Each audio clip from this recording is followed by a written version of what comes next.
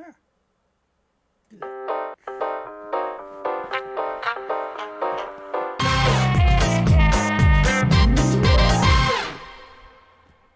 Hey everybody, welcome to Houston. We have a problem. Oh shoot, that's the click thing. Okay, there we go.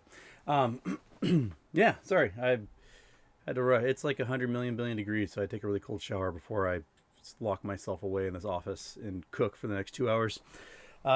Welcome everyone. Today, what's the news happening today? Okay, we got GMG, the little graphene manufacturing group battery maker that I like. They told the market to stop trading their stock yesterday, and then they announced that they are going to be doing like a large offering of shares because they are going to have their manufacturing plant. Well, they have a portion of it ready to go in September, but then they're going to be building a large scale plant to make a whole bunch of those crazy aluminum ion batteries. So that's yeah. Did my intro not show up? All right, whatever. And then we had news that when people are transferring their accounts, apparently only legitimate, real, honest to God shares can go with it. And so there was a Canadian Wealth Simple customer who transferred accounts, and the price of the GameStop shares was over $3,000 a share. So that is pretty awesome because they had to go out and find only those legit shares to make that transfer, because apparently you can't transfer synthetics. So I did a DD. Oh man, when was this? March or April, somewhere around there, where I tried to calculate the actual market cap of GameStop based upon how many synthetic shares I was estimating there were, and because what they do is they take the share price and they add it to, or to multiply it by the number of shares outstanding, and that's how they get the market price for a company. But if the number of shares outstanding are actually like super huge, then the true market cap of these companies can be gigantic. So I was estimating that GameStop was probably a $120 billion company back then. And if that's the case, then the true share price was, $1,500 to $3,000 for every single outstanding share. And that kind of comes close to what the report was for that share transfer out of Wealth Simple. So we're in that realm. The other news is that Mitch McConnell flat out said that Republicans will not negotiate on the debt ceiling, that the Democrats want to pass it. It's all on them. So that means the Senate needs to get all 50 Democrats on board, which also means they need to get Kristen Sinema and Joe Manchin, and those two are morons.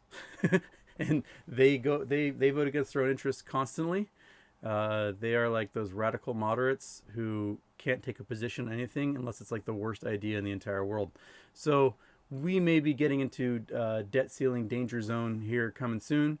And bank stocks all took a little dive today of 1% or 2%. So people might start being paying attention to the fact that we could be facing a debt ceiling crisis, and that means that the Dow is going to drop, and if the Dow drops, then the assets under management for all these companies drop with it. And not only that, but the potential for all that, the foundation of the entire financial market, which is U.S. Treasury bonds, could also take a huge hit.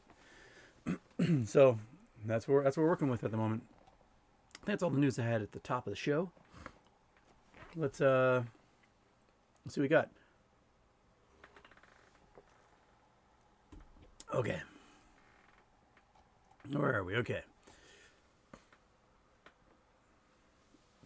Dr. Sonk says inflation and reverse repo are crazy high and comparable to 2008. The SPY keeps hitting after hours. How much longer can this facade be maintained? I don't think much longer. The other thing I forgot to put in there. There was some crazy DD about futures market.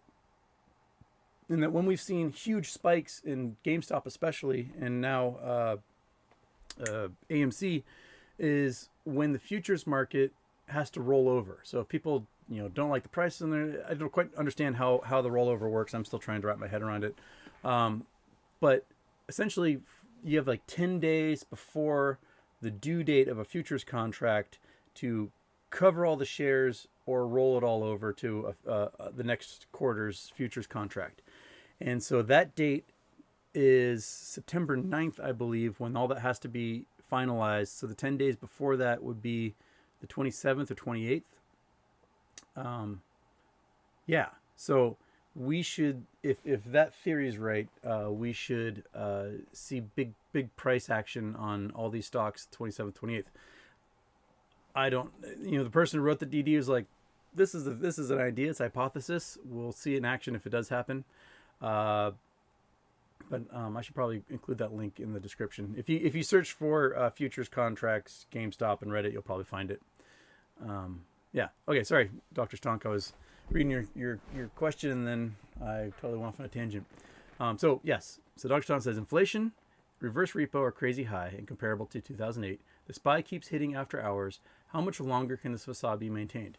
And I don't think much longer, especially if the Republicans start making noise about the debt ceiling, and that always puts the market in heebie-jeebie zone, and they start to get nervous because the markets love to be nervous. So yeah. Hoshi Gaming, it is super hot. The one thing we got going for us is that there's a bunch of smoke in the air and it's blocking a lot of the sunlight. So my throat is killing me, but at least it's not the 99 or 100 degrees they're saying it was going to be today. It's only like 94. Oh. All right.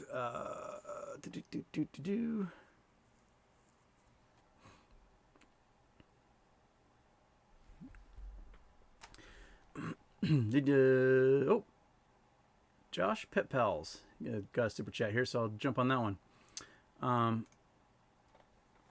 Metamaterial, what's happening with it? How deep is the Mariana Trench in the ocean, and is it the deepest point on Earth? How far down can life survive? What about gems in the ocean? Happy birthday. Oh goodness, the super chats just came pouring in. All right. Metamaterials. There is in the metamaterial the metamaterial Reddit group, they showed that that the Nasdaq did some goofs. That was it June 28th. Metamaterial and Torchlight were supposed to merge and then start trading as only metamaterial under the new QSIP on the Nasdaq. Well, they merged. Some of those shares traded as that new QSIP, and then a whole bunch of Torchlight shares were still trading as Torchlight and being shorted. So for like a month. So there's a whole bunch more FTDs out there that have not been addressed as a result of that weird mix-up. And the estimated number of FTDs at the moment is like 145 million on metamaterial and Torchlight together for the previous stock under the old QSIP. So there's still a whole bunch of weird stuff going on. Metamaterials is in the process of building their factory. The murmurings I hear is that the factory is slow to get built because construction costs were so high. So they're just, screaming at contractors trying to get this building done so they can start doing their their like at scale manufacturing. They have a deal with Samsung. They're making I guess they're making the flexible screen for their new flexible Samsung phone, whatever that's called. And they've got a bunch of other contracts. That company Nanotech Security. They specialize in making the you look at your $100 bill and they've got that little strip in there that you have to read under UV light. They do weird little security measures, and they specialize in those security measures on currencies and other certificates. And so they think they're going to take over that market as well as use that technology in other micro printing things. Mariana's Trench. Oh boy. Okay, we got to go to scene. There's Google Earth. Google Earth. Marianas Trench. Marianas Trench? I think that one's Marianas Trench.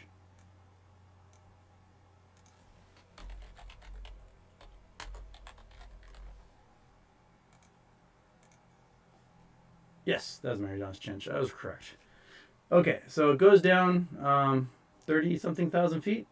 Oh, it's in the inky blackness. There we are.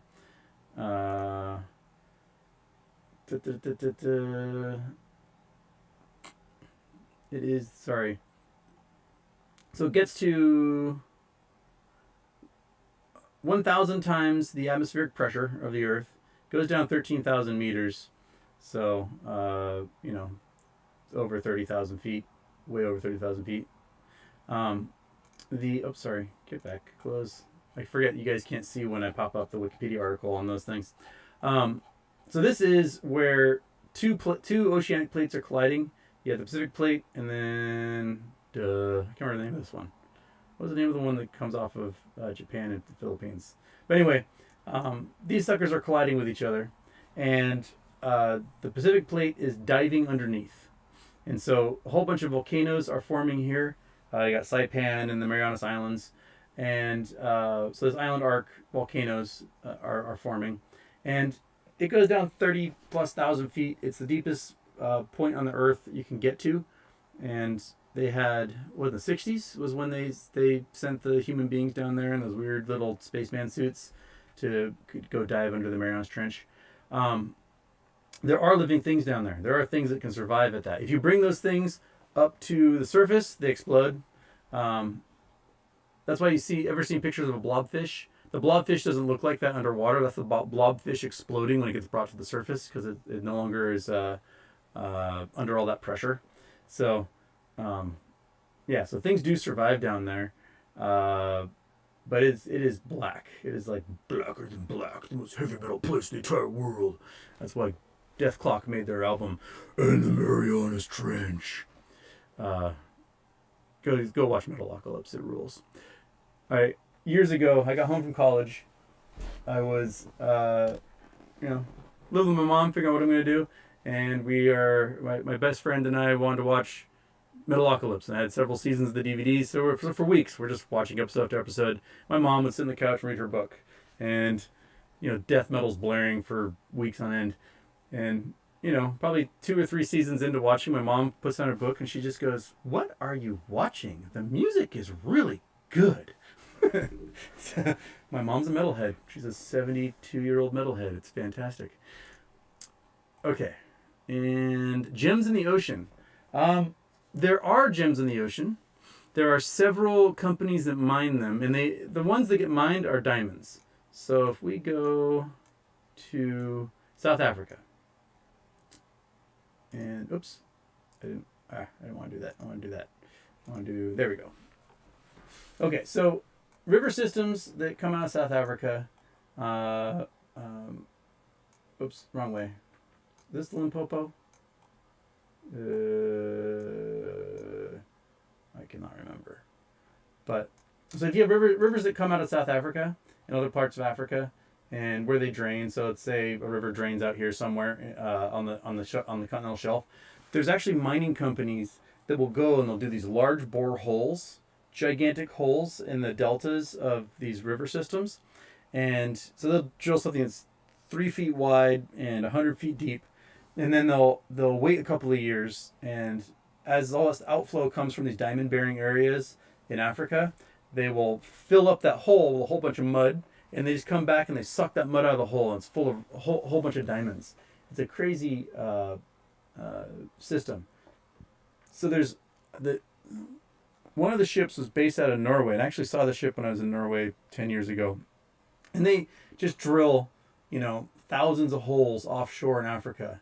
And so they drill a whole bunch of them, and then they wait a couple of years, and they come back and they suck everything out of those holes, and then they come back again, and the holes just keep refilling with diamondiferous material. So there are gemstones in the ocean. Theoretically, we should be able to do it with the Mississippi River.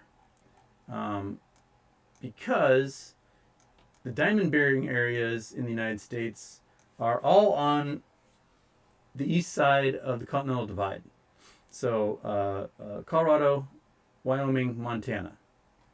And if we get to, let's see here, so Great Salt Lake, this is Idaho, where am I? Ogden. It's got to be Front Range, right? How come you're not giving me my... How come you're not giving me my mountains? Oops, oh, that's because you're Wyoming. I'm too far north. I want to be here, Front Range. All right. So we have Cheyenne, Steamboat Springs, Fort Collins. All right. So if we get up into here, go west of Fort Collins, and we can get to some of these areas. There we go. So see these pothole lakes here? This is a kimberlite field here in Colorado. So I don't know the name of these lakes, which lakes these are. These might be Red Feather Lakes, somewhere in there. So all of these little alpine lakes are actually diamondiferous kimberlite pipes. And they erode more than the host rock, the granite that they're in, so that stuff's a lot softer. And so the diamonds will erode out and end up in river systems. So you can come along and find streams through here, and you can see there's a whole bunch of kimberlite pipes here as well. These fields might be kimberlite pipes, tops of kimberlite pipes. A lot of places you find these crazy little like groupings of lakes. They're often diamondiferous kimberlite pipes. That's probably one right there, and those are probably diamondiferous kimberlite pipes as well. And you can look in. Oh, there's one other group. That's probably another kimberlite complex. So if we go up into the deserts of Wyoming, so there's Laramie. Here's a whole buttload. Like every single one of these suckers, every single one of these lakes in this desert area outside of Laramie, those are probably all kimberlite pipes. And 50% of them will be diamondiferous, will have diamonds in them. So these diamonds will erode out of the land that is the top of these kimberlite pipes. They'll flow into the river systems, end up in the Yellowstone River, the Missouri River, and eventually the Mississippi River, and flow out and spit out somewhere in Louisiana. So theoretically, you could probably take one of those diamond mining ships and drill holes all through the continental shelf here and suck out diamonds. How big they'll be at that point, because that's a lot of continent to go through, I'm not sure. But diamonds are very hard, and they last a long time getting bonked around against other rocks. So it's a good chance you could start sucking them out of the ground here. And that's the only known way of mining gems out of the ocean that I know of. Josh Pet Pals, Tennessee. Yeah, so there you go. All right, Big Houston. I missed a whole bunch of super chats here. Okay. Andrew Stewart. Do reps and senators have full knowledge of how bad the situation is? Can they fix it? P.S. Found some Pearl Snaps in a garage sale. Fantastic. Oh, Pearl Snaps are the sexiest shirts in the entire world. Reps know exactly, well, most of them know exactly what they're doing. There's a few dum-dums that just think their budgets must be balanced, and they are morons. But they know what they're doing. It was, 1917 when Congress passed the law saying that the Treasury can't spend more than a limit that Congress sets. And it immediately became a contentious bargaining battle point. That every time this spending limit came around, people would use it to basically hold the government hostage, and they know what they're doing. Now, are they dumb enough to take this brinksmanship past when the government defaults? That's the question. And we've gotten closer and closer and closer to that every single time this comes around with a Democrat in the presidency. So that's the question. Like, will we get to that brinksmanship, end of September, beginning of October, and those two Democratic senators kind of side with the Republicans in this, and we don't have enough votes to raise the debt ceiling? It could really mess things up big time. So Kristen Sinema and Joe Manchin, those two are the linchpins in this, and they know it. And they're going to get some sort of stupid pet projects for Arizona and West Virginia put into some bill, and they'll be like, okay, fine, I'll vote to raise the debt ceiling. I will I will do that thing, and they're going to get something out of it that's probably just the stupidest thing in the entire world. I'm not impressed with either of them. Kristen Cinema, she takes like the cutesy anime girl thing too far, and she looks like the flight attendants from The Fifth Element, and has none of their coolness. It's like so forced. Like I'm okay with like a bright colored Punky Brewster being in the U.S. Senate as long as they aren't awful at their job. Just be good at your job, and she's not. Uh, okay, so can they fix it? Yes, they can fix it just by voting to pass the resolution to raise the debt ceiling, or so they can suspend it for a couple of years and just let it go. Yeah. So I think about Andrew Stewart, Travis Wright, 13. With climate change looming on the horizon, like some Lovecraft horror, where in Canada can I live without weather killing me? BC, Okanagan? Well, we're going to go back to the Google Earth here. Go scene, Google Earth, zoom out. You are in Canada. Right now, this is all on fire. That's the Okanagan. I'm supposed to take a group of UW geology students out here next week. And we're supposed to go, let's see here. That is Tenasket. I want Republic. So take a whole bunch of students right here. But no, sorry, not right there. Over here. Republic, sorry, this way. Let's take a bunch of students right here. And this is all on fire. That's all on fire. This is all on fire. That's all on fire. Pretty much everything in BC is on fire. So you might not escape global warming by going here because it's going to get really dry and really hot. It's been years, but there was a report that said in the United States, like the best major city to be in for when the climate changes a whole bunch is Detroit.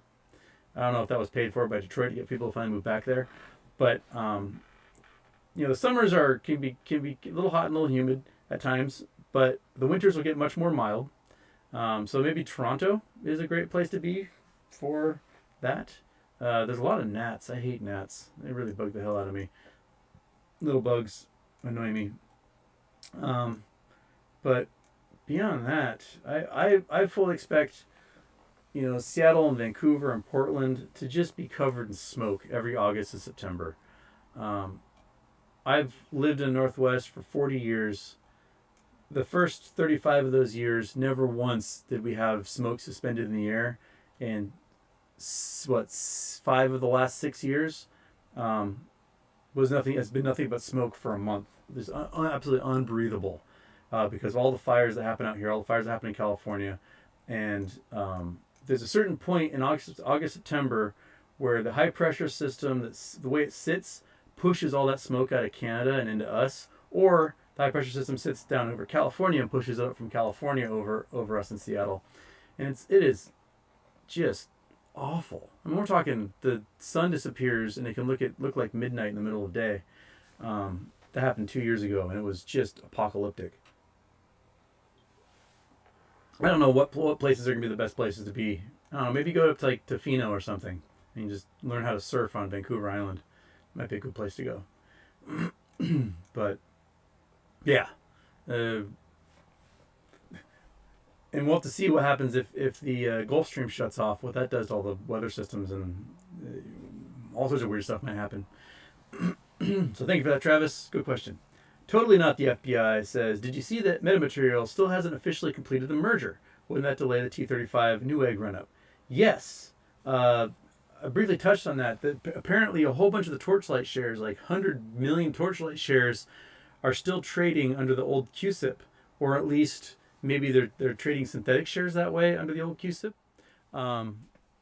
which is mind-blowing that is allowed. that the NASDAQ screwed that up so much that they've got millions and millions and millions of shares that should not exist still trading and still being shorted. Yeah, so I think that's causing weird things with the run up, which, if at $3 and $0.30 for metamaterial might be a screaming deal right now there's that much shenanigans going on. Yeah. So, slick haircut. Oh, thank you. That's just because my hair is a little wet. It looks much more posh because I got out of a nice ice cold shower. Okay. Oh, missed some super chats there. Andrew Stewart shoots super chats again. If you like Metalocalypse, everyone go watch Venture Brothers. Oh yes, Venture Brothers is another genius show. Yeah. They're going to be making a new season again because I heard that Cartoon Network had canceled it, so maybe HBO is picking it up. That'd be awesome. Venture Brothers is such a genius show. I highly recommend that as well. I don't know if I've ever laughed harder in my life than watching that show. Maurice Snyders. Hey Houston, do you know what will happen with metamaterials is to the T-35?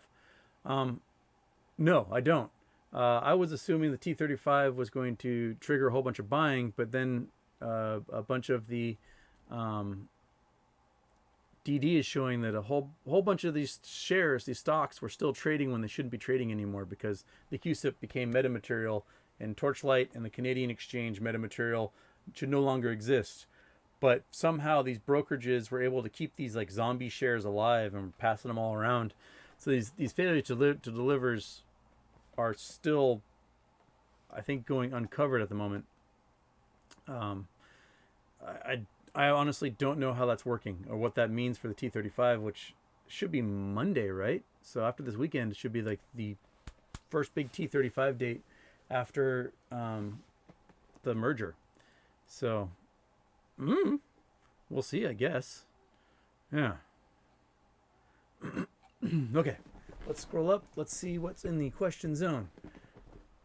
Gotta go back in time here.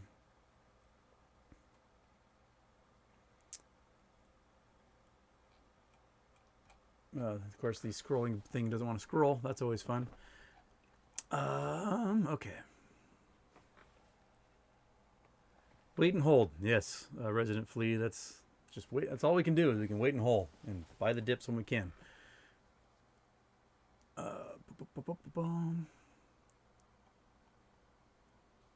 Okay.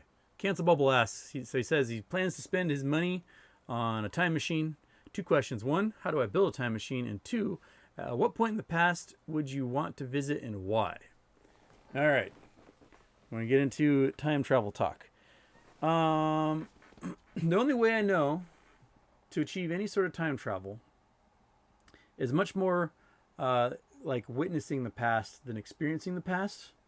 So remember when I was talking about the event horizon in a black hole, and that's the point where light, the speed of light, can actually orbit a black hole. It's the orbital velocity of the black hole. You go in the speed of light. So if you fall into the black hole and you look off to the side, you'll see your butt because the light from your butt will be going around the black hole and hitting you in the face. So you watch your butt and you turn, and you look and you watch your body like turn, and then you see your butt again. Well, that is pretty much the form of time travel we can probably achieve, is witnessing the past. And we do that every time we look up at the stars. We are going back in time because the amount of time it takes for that light to hit our eyeballs, we are watching the past unfold. So if you look at a star that's 5,000 light years away, you're seeing it as it was 5,000 years ago. So you have time traveled 5,000 years and watching the state of that star as it was 5,000 years ago. That is the only true method I know of time travel. Now, they always have like the time travel conventions at MIT, hoping that a time traveler will show up someday. And this is a movie idea I had that I've done nothing about, and so if you are a scriptwriter out there, you're welcome to enjoy it. It's got this M. Night Shyamalan twist at the end, but I want to do a film, and it's like The Right Stuff. You know, you got these like flyboys from the Air Force who are badass, and they want to be the first guy to break the sound. They want to be the people who become the astronauts in the astronaut program. They want to be the ones who land on the moon, like these type of badasses. So the whole movie is about like trying to make the cut to be the first time traveler.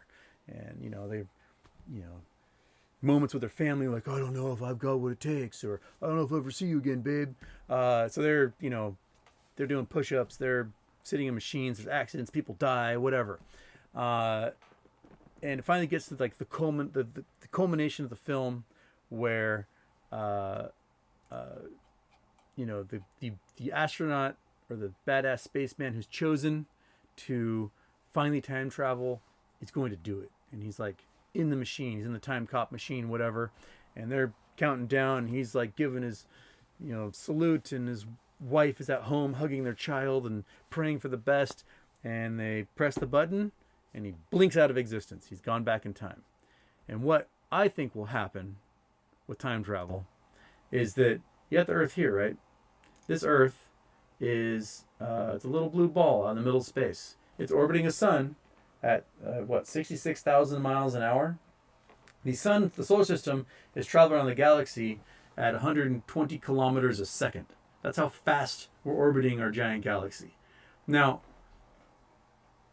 the crux of this movie, the M. Night Shyamalan twist, is that, yes, he travels back in time. Let's say 50 or 100 years, right? Travels back in time. Bloop! He's back in time. Well, where is he? He's in exactly the spot the Earth was, or would be, 100 years in the future. So he's in the void of space, freezing to death quickly. His blood is boiling, and he just freezes and stuck there. And he's in that void in space all alone for 100 years, and then here comes the Earth 100 years later and just smacks into him, and his wife looks up and sees this beautiful shooting star go through the night sky and goes, oh, it's so pretty, not realizing it's her husband who's been waiting to come back to Earth for 100 years, who just burns up our atmosphere. And that's the entire plot of the movie. I think it would be wonderful. So if you ever see my name on the credits for a time travel movie, I just totally explain the whole thing to you, and you know what's coming. So, yeah, well, okay, what point in the past would I want to visit? Oh, man. I would go with, let's see here. I would be totally greedy and evil, and I would go back in time and specifically to hit all the really, really, really, really rich mineralogical sites that no one had gotten yet. I would be there in 1905 to get the Porcupine Gold Rush ahead of everyone else. I would be there in 1875 to get the Deadwood Gold Rush ahead of everyone else. I would be there in 1847 at Sutter's Mill to get the California Gold Rush a year of everyone else. I think that would be an awesome way to spend my time traveling times. I would love to be like just history books like, this man found everything. How is he so good at geology? I got the evil ability of knowing where all that stuff is. I do have my biggest like unnecessary phobia in the entire world. My biggest unrational fear is that I will be King Arthur in Yankee's court, or Yankee and King Arthur's courted, and I'll find myself suddenly like back in the Middle Ages, where everyone smells like poop and their teeth are awful, and it would just be horrifying. And so I actually know where a good chunk of all the fluorine deposits are on Earth, and I will become the inventor of toothpaste if I have to. I will fluoridate everything, and I do not want to have Middle Ages mouth rot. I can't, like, whenever I watch a movie that takes place in the Middle Ages and I watch like two people kiss, it just makes me want to vomit just knowing how gross their mouths are. No, thank you. No. Yeah. If I go back in time, I will not be mating with anyone. They're all gross and disgusting. No, thank you. So there's Houston's time travel rant. Okay. I have not seen Primer, Project Sun. I should watch that one. Primer. Put that on the list. Okay. All right, man, we're still way back. We're like half an hour back in the chats here.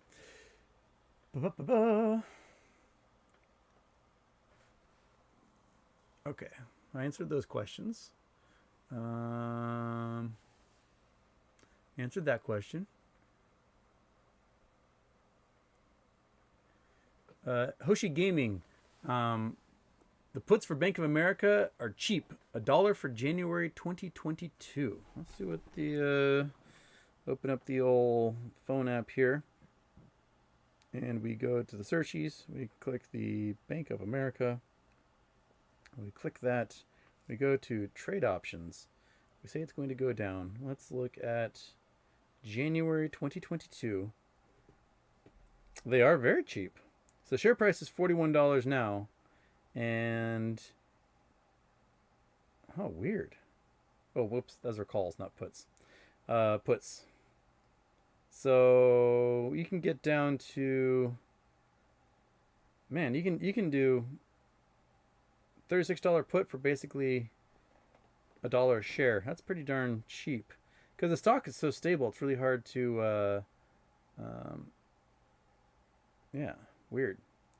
All right, so that might be something to do, is buy some puts on Bank of America, because we know Bank of America is issuing $123 billion in bonds. When they issued $13 billion in bonds in April, it was the largest bond offering by a bank ever, and 123 billion, almost 10 times what they did before, is that does not signal that the banks are healthy. We've got Bank of America issuing crazy amounts of bonds. We have Wells Fargo performing its own credit crunch, stopping consumer credit, lines of credit, ending home equity loans, who knows what else. I think they eliminated most of their credit card offers. There's like 1 or 2 of them left now. So that does not mean the bank is healthy. We've got Goldman Sachs, JP Morgan, and Merrill Lynch all warning that the economy is going to contract big time, or at least the market's going to contract. They all know exactly what's brewing, and they know that we know. And so that's a huge portion that retail investors, if retail investors get sketched out, that makes the entire market quake as well. So they know that we know that they know that we know, right? So yeah, so that it might be worthwhile to buy some puts on banks. Not financial advice. I'm not a financial advisor, so that's something I might do, because why not? Okay.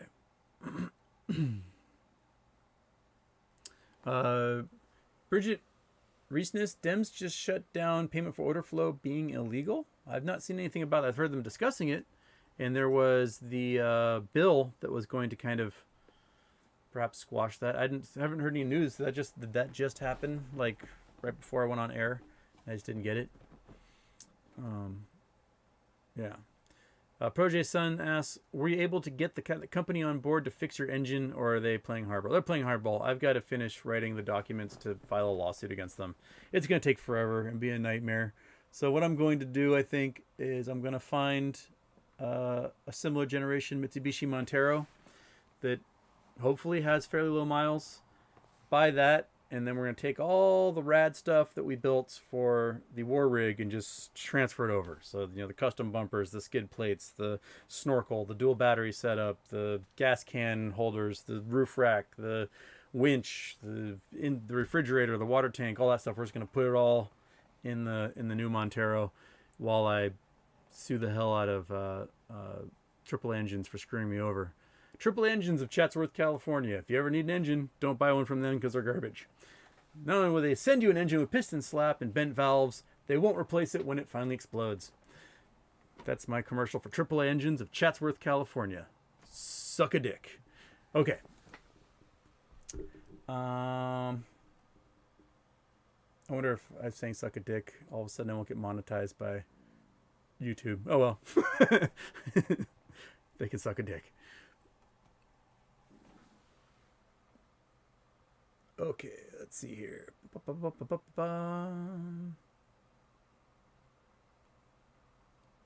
When I change scene, my mic is double. Uh-oh.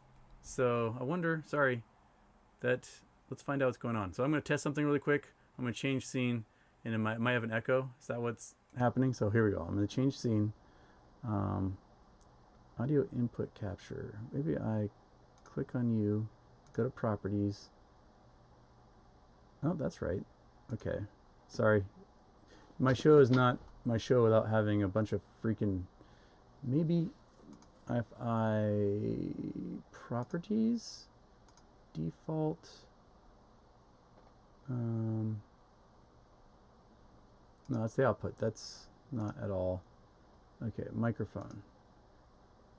You guys always love it when I do this crap. Why would you be doubling? What is up with you? That's the right microphone. Done. Durr.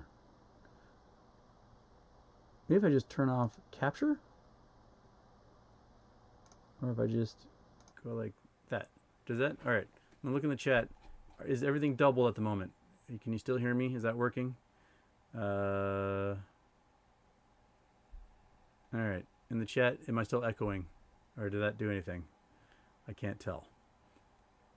Because I can't actually hear what it sounds like on my end, because for some reason that doesn't. Maybe I can. Maybe if I do that, it will actually. Is that happening? Can I hear myself? Am I hearing? I can't hear myself to save my life. But does wait? Oh, there it is. So that sounds kind of normal.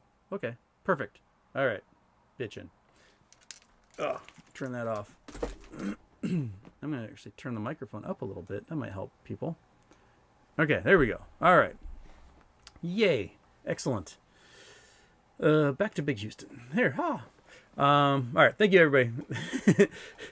My show wouldn't be my show if I didn't have something go wrong, right?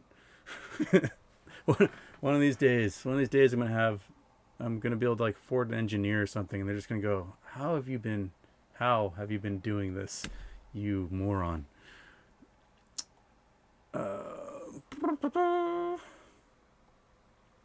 Okay. Man, we're only 40 minutes behind in the chat for questions here.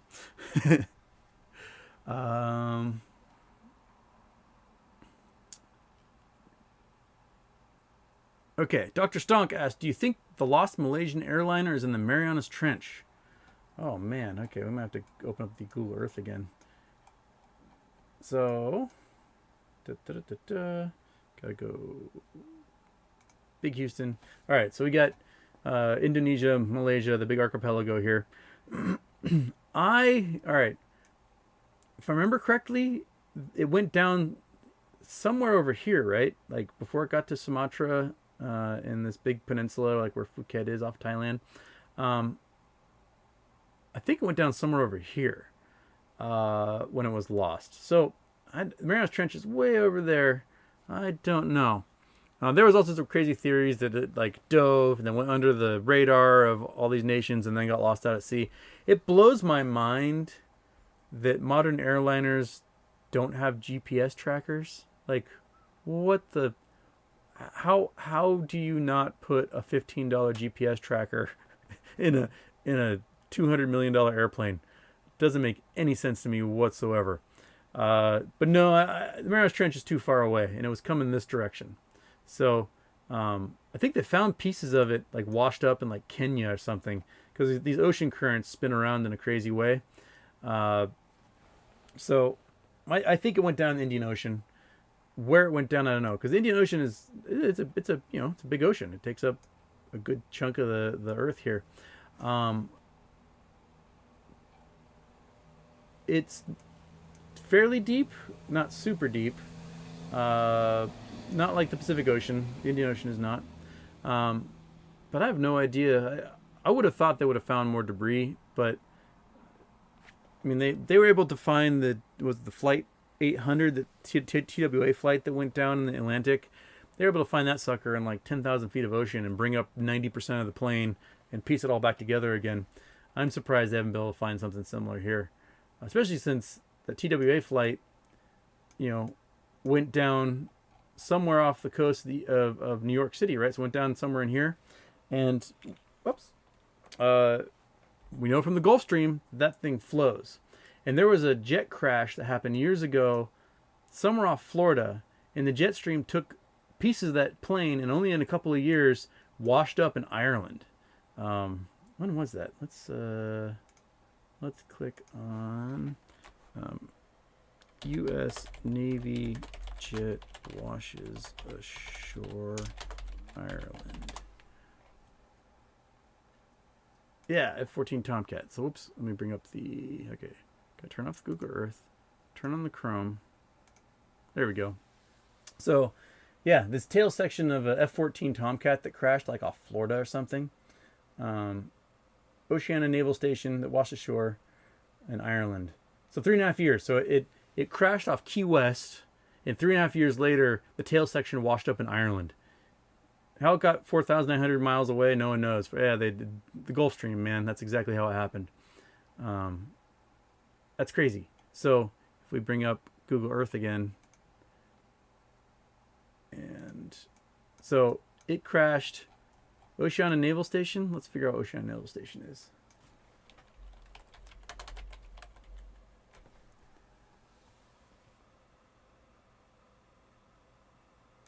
Wait a minute. This says Oceania Naval Station is in Virginia Beach.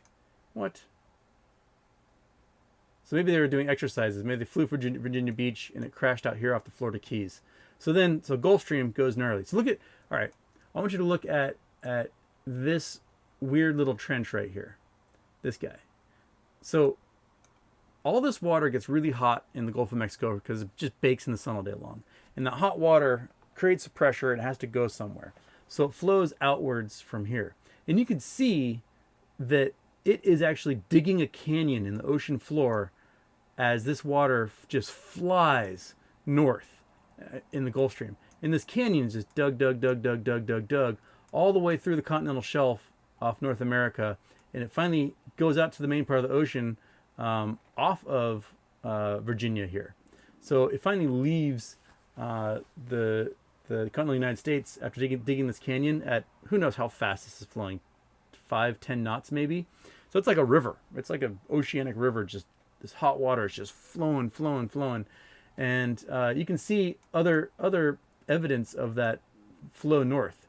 You have what look like little river valleys because that hot water is just digging through the continental shelf and just pouring into the main part of the Atlantic. So you can understand if a jet crashes here, it's going to flop into this current, get dragged like a rock down a river stream and dumped and brought through with this current all the way across the Atlantic and sorry, I'm too far south, all the way across the Atlantic as this thing goes and then wind up bonk onto some beach in Ireland. That's nuts. Absolutely bonkers. How did I get on that question? I always forget how I started when I get on a question like that. Who asked that one? What happened? How'd I get here? Okay. Chris Taylor, how do share recalls work? I thought the issuer of a stock could invoke a recall, but later read recalls applied to share lenders. Is there a way for an issuer to trigger a stock reconciliation recall? I think there's two different ways.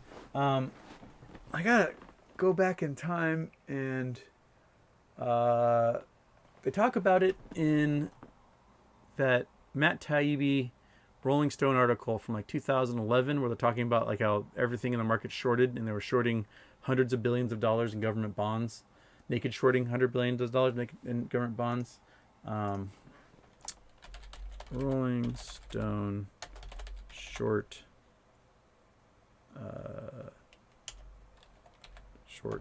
stocks. Wall Street's naked swindle. That's the one. Oops, got to bring up. Okay, make Houston small again. Take Google Earth off. So this is a fantastic read. It's probably half an hour long read. It's pretty long, but it's from April 5th, 2010, and it details the naked short selling and how long it's been going on, why it's been going on, how it can be fixed, how Reg Show didn't do anything to fix it. I'll get these ads on my way. And just what a nightmare it is. And somewhere in here, they talk about Control F. Nope.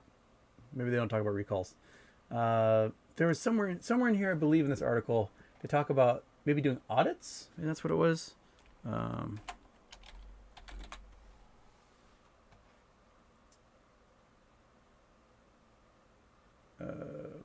Get out of my way. Jeez, my knees. There's only, it's not audit. There's some, where was it? Because it's going to take forever to find it in this article. Read this article. Read Wall Street's Naked Swindle. On your phone, for some reason, it repeats sections over and over again. It's very annoying. So you might be like, wait, didn't I just read this? Has something to do with the stupid ads that pop up on phones. But it's a really good read. And there's something in there about these OTC companies that are doing these, like, I don't know if they're called audits or recalls or what, but they are essentially trying to figure out how many shares exist, and because they're having more people vote than should. So let's vote. Okay. That's right. Trimbath. Okay. Was one of the first people to know this problem. In 1993, she was approached by a group of corporate transfer agents who had a complaint. Transfer agents are the people who keep track of who owns shares in corporations for the purposes of voting in corporate elections. What the transfer agents saw when corporate votes came up was that they were getting more votes than were shares, says Trimbath. In other words, transfer agents representing a corporation that had, say, 1 million shares outstanding would report a vote on a new board members, which would be 1.3 million votes for cast, a seemingly impossibility. So these folks, and Trimbath has been interviewed by Josh Hamilton on The Gist, I believe. She's very knowledgeable on this stuff. And so I guess there's these companies, especially these OTC companies, that keep trying to do some sort of vote count or recall or share audit, and they're trying to figure out where the stuff is. And the big problem is that the DTCC won't let them look at any of this stuff. DTCC won't let them see anything that they do. They can't see how many shares or synthetics have been generated. And that is something that probably is going to have to be addressed by Congress in the end, is that the Congress is going to have to, like, let people look at the trading computer, the central computer that holds all these electronic shares in the FAST system. Yeah, so I don't know. I think that companies can do a recall of sorts if they feel like their shares aren't being honored by the clearinghouse. One of the things about the NFT people were saying was, if the clearinghouse can't honor the NFT that gets issued, the GameStop could say, hey, take my company out of your computers. We're going to have somebody else manage this. And so they can actually ask to remove their shares from those trading computers. And that would trigger a forced recall of every synthetic that's out there. I don't know the mechanisms of that. So the NFT, the people who focus on NFTs, they seem to know a lot more about that. So it might be a good search on the subreddits to see what person knows more about that than I do. But yeah, so when, like, a big institution has lent their shares, they can do a recall if they get a little queasy. If they're like, oh, there's too many shares out there, too many synthetics, they can be like, I want my shares back. And that can trigger a margin call of sorts on whoever borrowed those shares. I had folks that sent me recently screenshots from, I think it's their 212 accounts, so some European apes out there, that were showing that like 90 to 100% of their AMC and GME shares were being lent out via their broker. So I don't know if you can turn off lending on 212. I have no idea how that app works. But I think most people who hold GameStop and GME have had their shares lent out. It's the only way to generate as many synthetics as they have. Okay.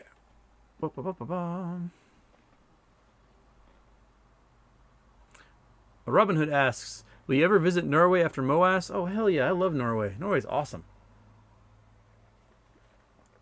Norway is just such a rad country. If you haven't been to Norway, go to Norway. Yes, a hamburger is going to cost you like $30, but it's worth it. Get to wear cool sweaters and, meet rad people who...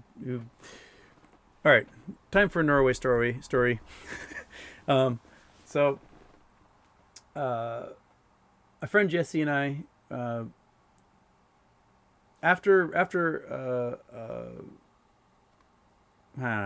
anyway, so we end up in Norway. We're traveling. We've been in France for a few weeks. We get cheap Ryanair flights to Oslo for like €5, and we go visit. She has cousins, Oscar and Sinema. Oscar sadly passed away this year. He was such a sweetheart.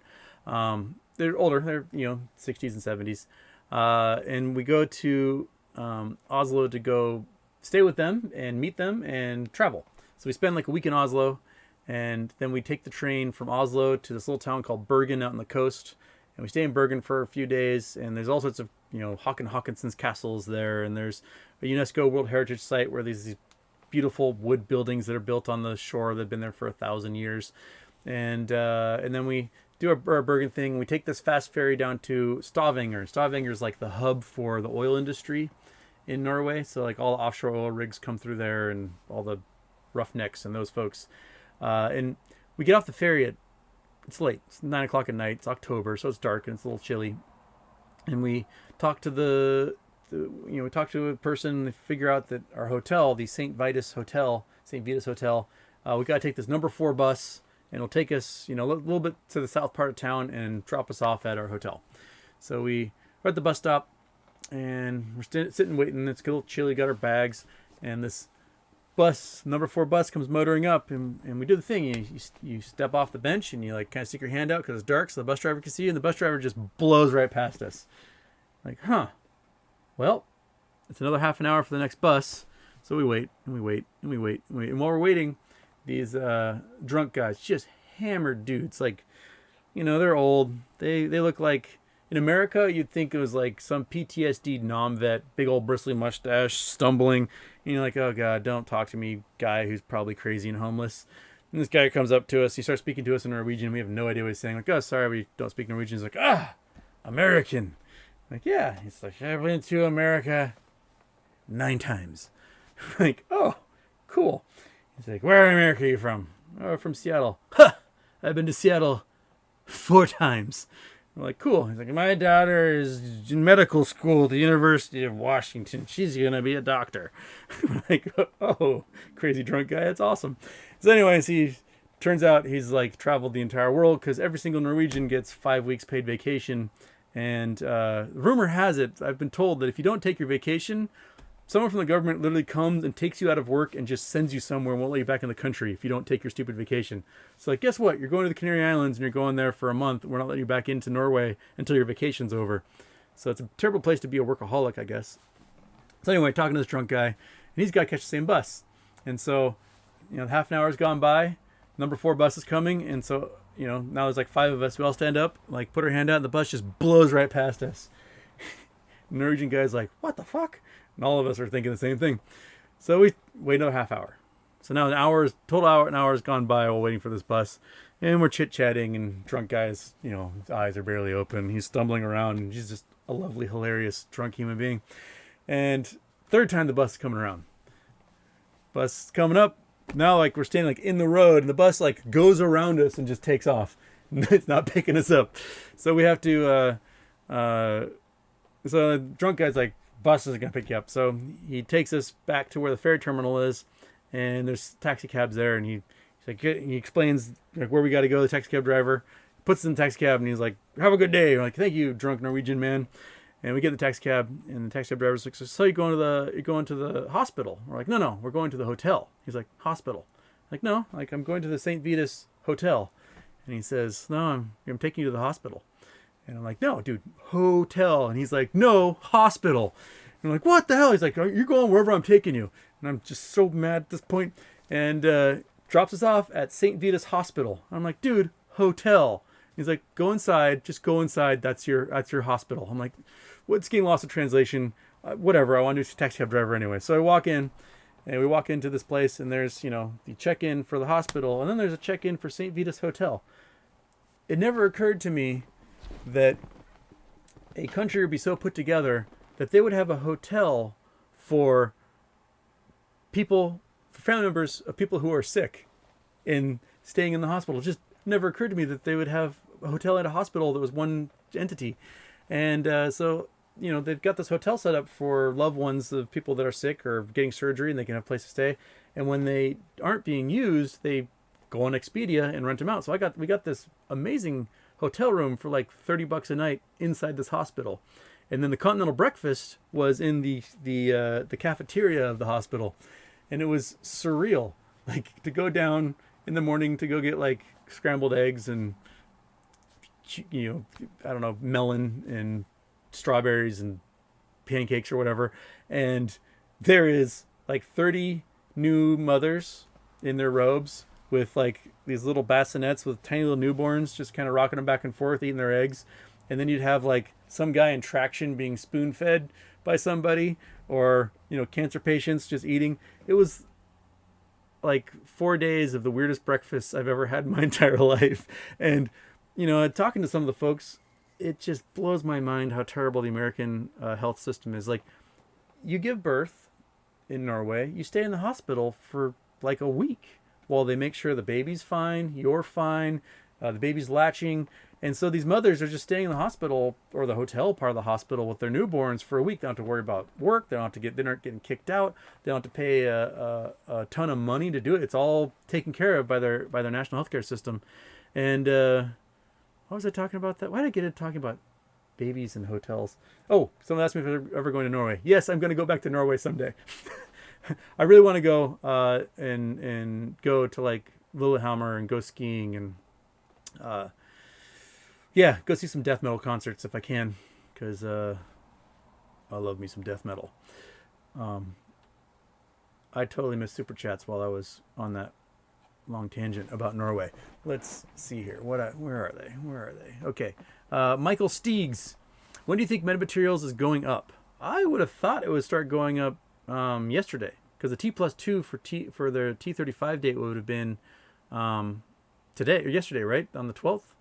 So I would have thought it would have started spiking today, but then yesterday is when I learned about the fact that Torchlight had been trading for a month when it shouldn't have been, when it should have just been erased. So all these, I guess, naked shares of Torchlight have been bouncing around because the QSIP never changed for them, because, who thinks to change the QSIP on naked shares?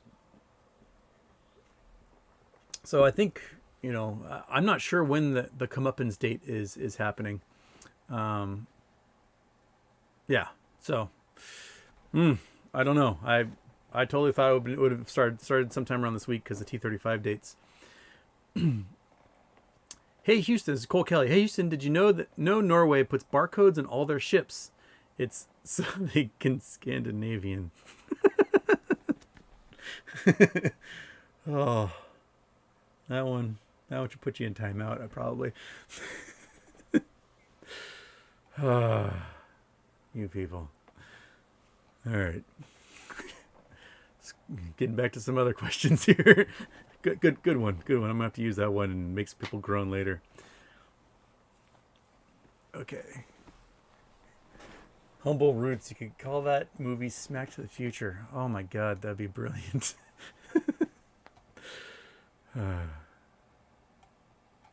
right.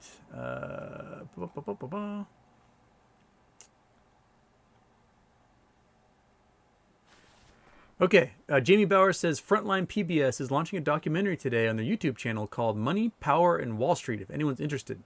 Frontline does some amazing documentaries. Probably the best documentary makers in the world, I would say, is Frontline. They do incredible stuff. So if they're digging into Wall Street, you can know that they're going to be covering some really interesting, cool stuff. I will have to check that out. So Jamie Bauer saying, watch the Frontline documentary. Definitely watch it. Their documentaries, I remember the one they did about the drug war was incredible. Then they did one on healthcare that was phenomenal, where they had this guy travel to all the different countries and figure out what other countries were doing for their healthcare systems, and just like every other country in the world was like, America's stupid. You guys have no idea how to do healthcare and make it work. And he went to fully socialized countries. He went to countries that had required insurance, but the insurance was nonprofit. It was pretty incredible. So I just watch Frontline documentaries if you have the chance. They do an amazing job.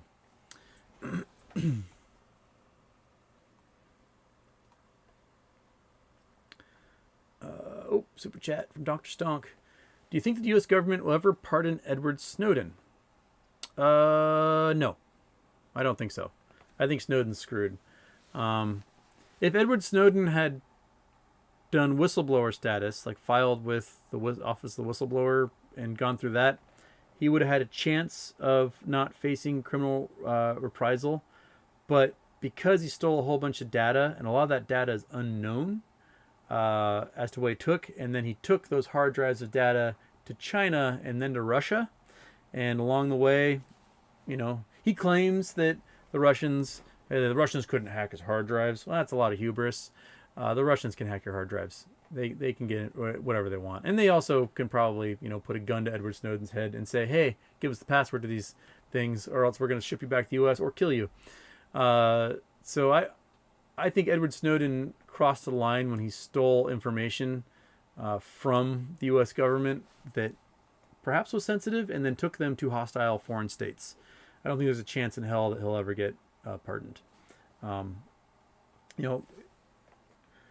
Pointing out the carnivore program that the NSA was doing, looking like, they weren't necessarily domestically spying. They're just like looking at everything and then doing big data science on it to try and pinpoint, cells and whatnot. We kind of knew that stuff was happening already, because in the years before Edward Snowden's leak, it was leaked that AT&T and Verizon had let the NSA basically access their networks, and T-Mobile said no, you can't access our networks. So T-Mobile was the good one there that wouldn't let the NSA do that stuff. But I think Edward Snowden he's going to be spending the rest of his life in Russia. Both he and Assange are screwed. Assange won't ever get pardoned either. Assange was a full-on employee of the Russian government, and time and again with WikiLeaks was offered leaked documents that did not show Russia in a good light and refused to publish them. And then later, the Panama Papers were offered to Assange, and he wouldn't publish them. There was a huge dump of Russian internal spying documents where they're spying on their own people, and Assange refused to leak those documents. Documents about weapons programs that were probably against international law that Assange refused to dump. So hey, Monkey, quit licking yourself. And these stuff got leaked by other news organizations later, and was revealed that hey, so we gave Assange this opportunity. He said no, and this is at the time Assange had his own television show on the RT. And he was literally an employee of the Russian government. And, if you want to be the person who leaks everything and claim that you are like the leaker, then you should leak everything that's given to you. You shouldn't be like, I'm going to leak everything that makes America look bad and nothing that makes Putin look bad. Because all of a sudden you are not this I believe information frees people type guy. You are a propagandist at that point, and you are doing it maybe for money, maybe because you've been threatened or whatever. But that's my problem with Assange on that. And that bleeds into Glenn Greenwald and that whole group of folks. I mean, if you come across a journalist or a politician who will gladly criticize anyone in the world except for Putin, then you know exactly what side of their bread is buttered. Because Putin's really easy to criticize. I mean, the man murders the opposition. He's stolen, as of 2014, it estimated that his personal wealth was $200 billion, which at that time made him the richest person in the world by a whole bunch. The Panama Papers revealed trillions and trillions of dollars in Russian wealth that's been offshored in Panama City and other offshore accounts. The Eurasian Mafia runs Russia and several other of the satellite states. So you should be able to criticize Putin, no problem. And if you find yourself a hard time criticizing Putin, you have to ask yourself, why? Why did they pay you, or did they threaten you and say, don't ever criticize us?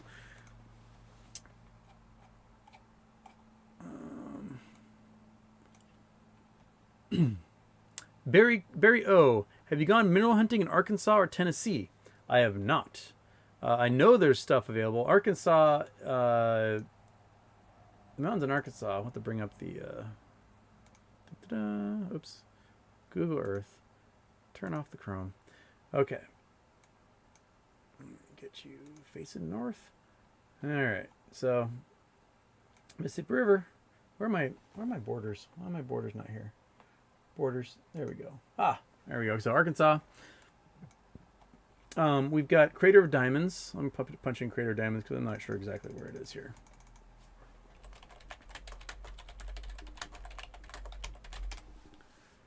So Crater of Diamonds State Park down here in the southwest corner is a very rare volcanic rock. It's a oh my gosh, why is my brain totally deleting? Kimberlite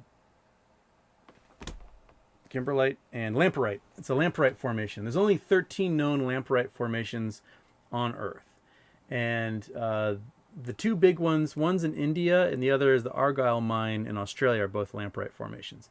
And these formations are usually the most likely ones to have red diamonds, red and pink diamonds. For some reason, I don't know if any red or pink diamonds have come out of Crater of Diamonds Park, but the majority of red and pink diamonds have come out of India and the Argyle mine in Australia. The Argyle mine does an auction every year where they collect all the red diamonds that they mined and they auction them.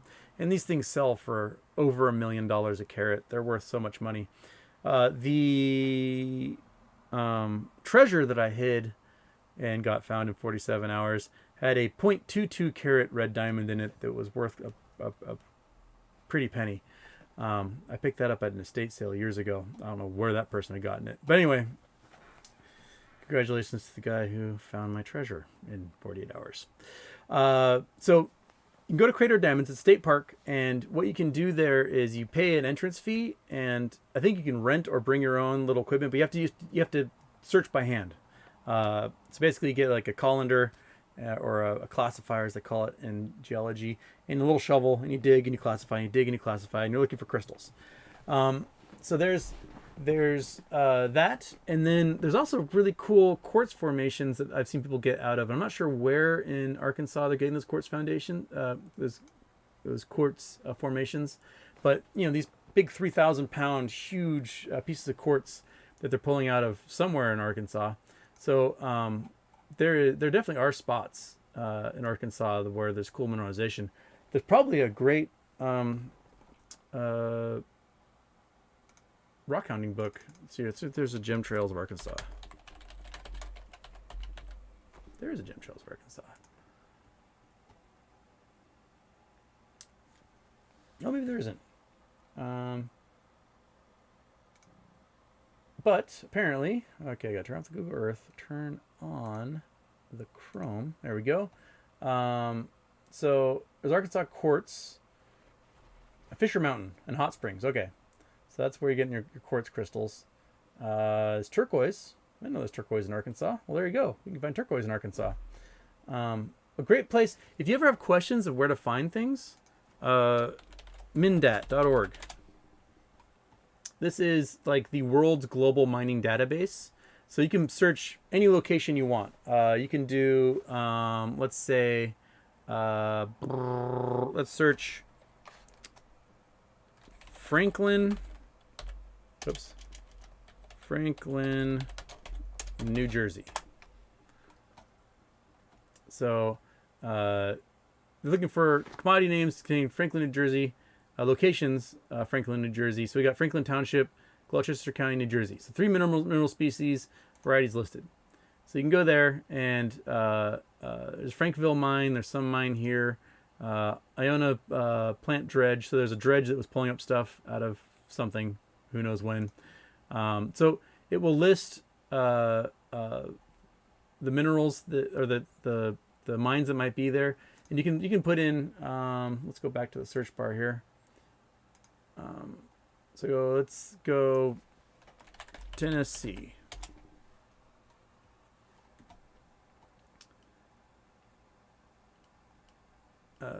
Tennessee, the state. Oh, no, sorry, this is Tennessee. Oh, shit, this is the Tennessee mining district in New Mexico. But anyway, you can put in all you can put in any name you want for pretty much the entire globe, and it will show you what minerals can be found there. So if you want to know what's in Ireland, you can pop in Ireland. If you want to know what's in Oregon, you can put in Oregon. And we can also put in individual stones and find out what locations around the world they've been noted. So it's like, you know, you got your birders. They find a seagull somewhere, and they'll some rare seagull that should be in Asia. They saw it in Tacoma, Washington. You can. It's a big database like that. They'll show pretty much everything that's ever been found. So let's put in something weird like iolite. There we go. Here's the gemstone of the Vikings. This cool little blue stone here. So it's found in Tanzania, Myanmar, Austria are 3 big locations where those guys are found. So these are big locations where it's been mined right there. And so there's 2 spots in looks like British Columbia. Maybe might be Southeast Alaska. We got spots in Greenland where it's been found. So it will show you those locations, and sometimes it doesn't quite show all of them because, you know, the biggest iolite find ever is in the Laramie Mountains of Wyoming, where, you know, there's iolite stones that are 10 feet across. And I have a dream someday of getting a heavy lift helicopter and carving one of those suckers out of the cliffs in the Laramie Mountains, and I don't know, making a desk or something out of it. Coffee table, dinner table, I don't know. So it doesn't have everything, but it's a great way to figure out where gemstones. So there's 2 spots in Australia where iolite's been found, a couple spots in Southeast Asia. So the mindat.org is a really great resource. It sometimes can be a little difficult to navigate, but I highly recommend it. So if you want to find where stuff is in Arkansas, stuff is in Tennessee, hit that up. Hit that up, Barry. Cash Dallas, Super Chats. Houston, I have learned so much from you. Just want to say thanks. If we transfer shares from one broker to another, and then the hedge funds have to buy actual shares. Also, metamaterial, word on squeeze. Yes, apparently they do have to buy legit shares. They've got to fill those synthetics with actual shares before they can be transferred, because you can't transfer synthetic to synthetic, which hadn't occurred to me. But that recent posting, oh, what's that kid's name? He totally messaged me about that. The kid it happened to. Got to go to the Twitter. Got to go to the Houston's thing, because I oh, come on, scroll, you jerk. Get past geodesic domes. I was talking about geodesic domes last night. Oh, here we go. It was where's that kid? Where is he? Oh, Kyle Witch, at Witch Kyle.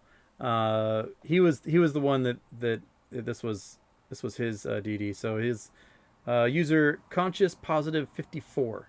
He was the one that did transfer, I think, out of Wealthsimple to TD Ameritrade.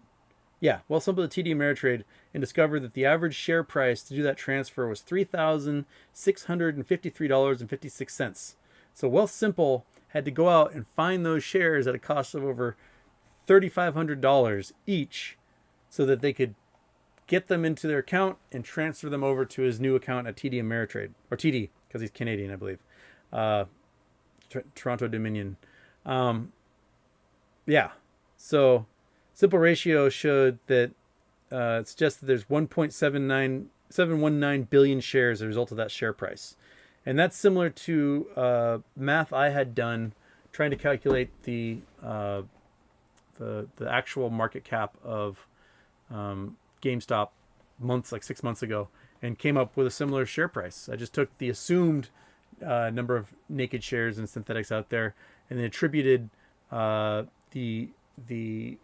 current trading value, which I think at the time was $150 a share or something, and calculated that the actual market cap of GameStop was well over 120 to 150 billion dollars, because of how much investment was in those, which meant the actual shares at the time, the 70 million shares in the float, or issued shares total, meant that those things had to be worth, $1,500 to $3,000 each.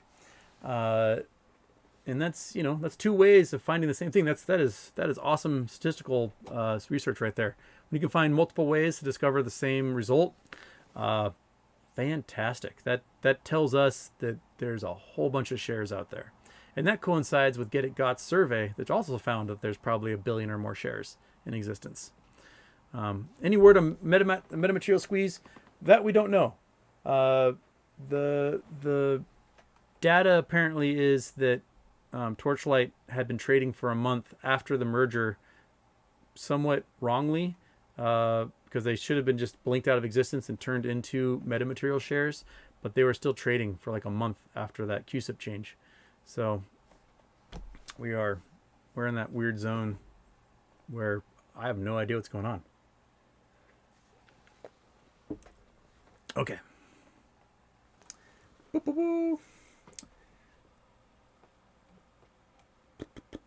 Let's see these. Oh, and thank you for that, Cash Dallas. Thank you for the super chat there. Okay, let's find some questions here.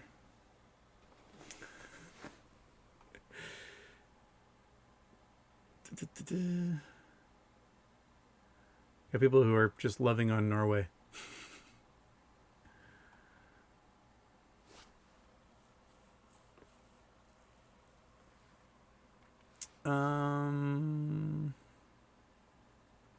Laura Swine, Houston, what do you do when people donate euros?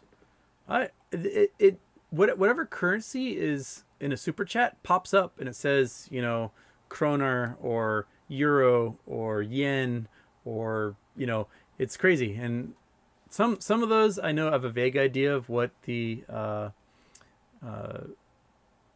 exchange rate is, but it means nothing to me. I have no idea what those things mean. I know by the color of what the super chats are that those are at different levels. Like a $5 super chat is green, a $10 one is yellow. It's under $3, I think it's blue, and if it's over 10, I think it's red. So, you know, if you guys want to test that out as to what colors, feel free to super chat away and test the color schemes that happen with super chats. Okay.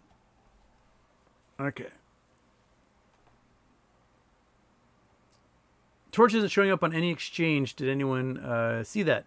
Yeah, Torch was being bounced back and forth in the dark pools between the hedge funds, is what they were doing. So we, you know, once the merger happened, our Torchlight shares halved, doubled in price, and it became metamaterial. So, but I think for some of these big brokerages, they've got access to computer systems we don't have, and they're still able to like bounce these Torchlight shares around to keep the FTDs from filling up everything.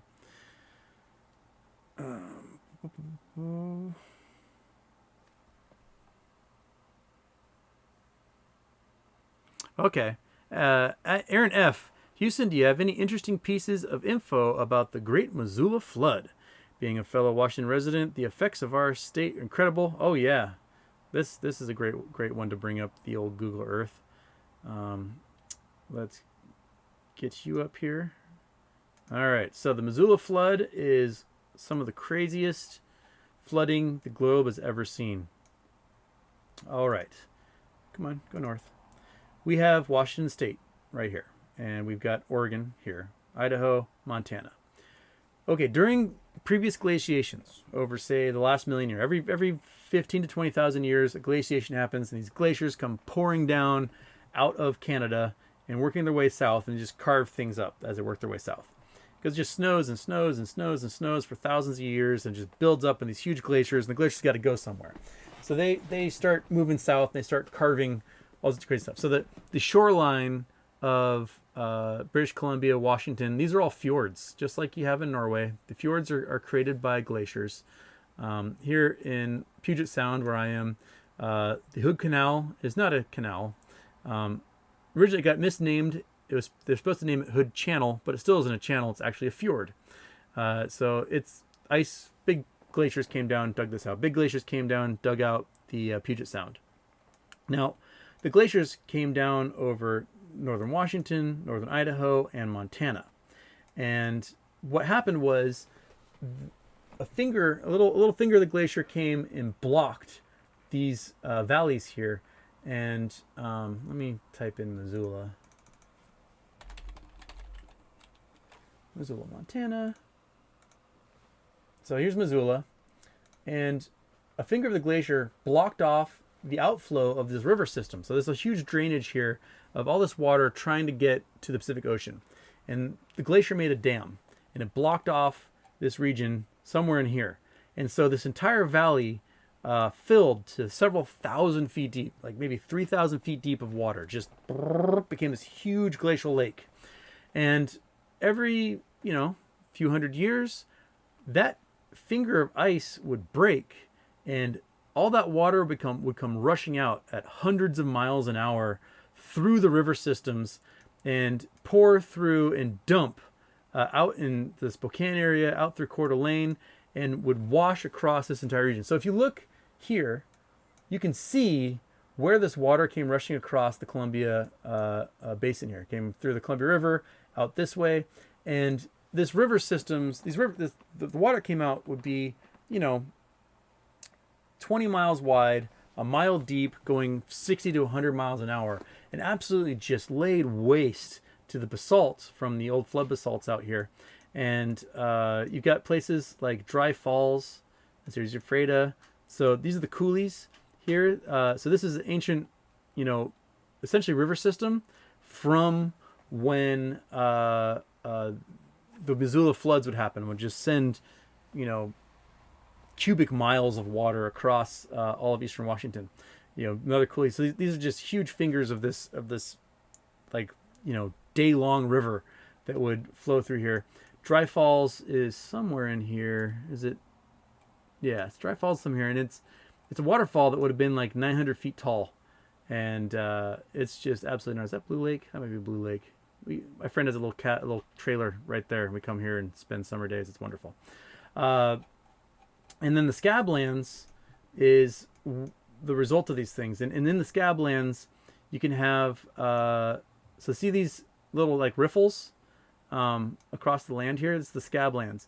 These are essentially, like, if you've ever been to the beach and you have a snorkel mask on and you look at kind of like where the waves are crashing, you get those little ripples in sand that are, a few inches high. These are those ripples in the sand that are not a few inches high, but instead like, hundreds of feet high and miles long. And that's the result of these huge floods.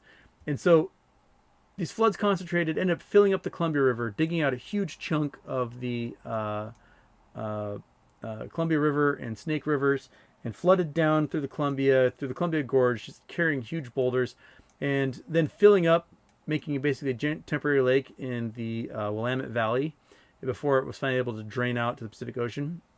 But there's boulders that are in random spots, these little erratics that are around Portland and the Willamette Valley, that are the size of houses that came from Montana, that just got dumped and turned and tumbled all the way through this whole region. And so this whole area of Washington and Oregon is just a testament to the most cataclysmic floods that have ever happened in Earth's history. There probably isn't flooding similar in the entire world. There's one place in Iceland that will have it every once in a while. Let's see if I can find it without typing it in, because there's Iceland. So out here, there's these big glaciers in Iceland, and there's these lakes that will form. I think that'll be one of them here, and the glacier will block it off, and then this lake will break through and then cause big catastrophic flooding that will go out to the coast. So it does happen elsewhere, but the scale at which it happened with the Lake Missoula floods is absolutely gnarly. And we can find, let's do ancient Lake Missoula waterline images. Here we go. Oops, I forgot to bring it up.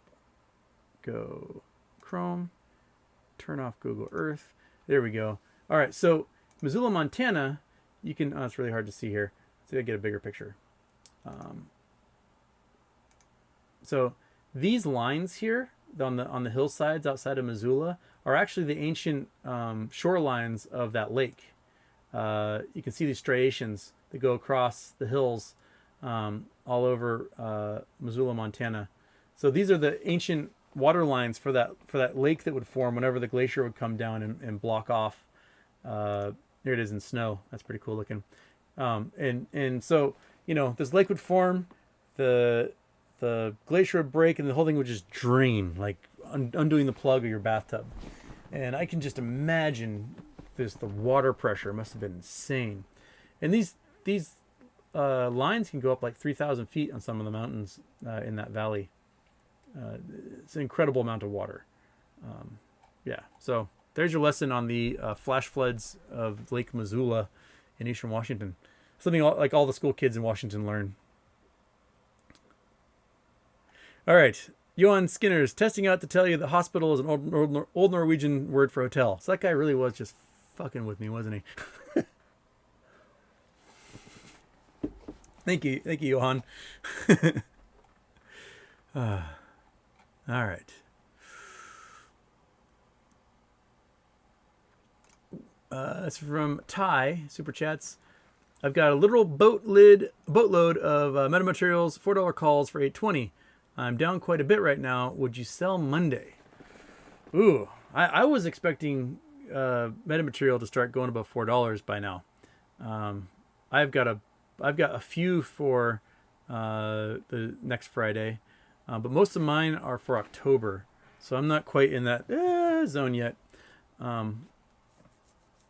You may need to sell on Monday. I mean, I guess we'll see what kind of price action happens Monday. If all of a sudden we see a spike in price, you're probably golden. If we don't see that spike in price, then they're probably putting that off as long as possible. And the T35s, for some reason, aren't affecting them. So yeah, that's something we have to ponder. I know you're stuck in that same zone I am with those Friday calls. I made my bed. I'm laying in it, and I'm hoping that it's a lotto ticket for me for Friday. Yeah. All right.